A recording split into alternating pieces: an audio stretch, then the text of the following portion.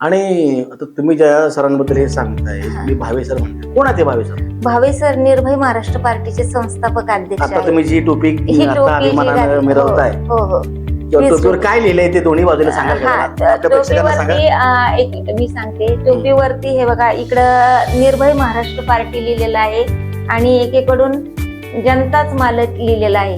त्यावर. तर हे टोपीचं म्हणजे इतकं विशेष आहे ना की विश्वरत्न डॉक्टर बाबासाहेब आंबेडकरांनी 1950 साली संविधानामध्ये जनता मालक हे सांगितलं आणि छत्रपती शिवाजी महाराजांनी देखील 400 वर्षापूर्वी हे राज्य रयतेचं सांगितलंय आणि निर्भय महाराष्ट्र पार्टी देखील जनताच मालक आहे सांगितलंय. म्हणजे आपण या ठिकाणी मालक आहोत हे मला ह्या पार्टीमुळे आदरणीय जितेंद्र भावे सरांमुळे कळलं. लोक हो, एका सर्वसामान्य घरातल्या अन्यायानं पिचून गेलेल्या गृहिणीला जो माणूस मनाची उभारी देतो, जगण्याचा अर्थ सांगतो आणि तिला सांगतो की या अन्याय करणाऱ्या धनदांडग्यांना घाबरू नको, निर्भयपणे तुझं जीवन जग, कारण तू या देशाची मालक आहेस. जगभरात या संविधानाचा डंका वाजवणारा आणि संविधानाच्या पद्धतीनं देश चालला पाहिजे म्हणून जगण्याचं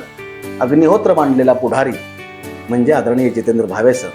आणि त्यांच्याच पुढारपणात, त्यांच्याच नेतृत्वात निर्भय महाराष्ट्र पार्टी महाराष्ट्रभरात जोरात काम करते.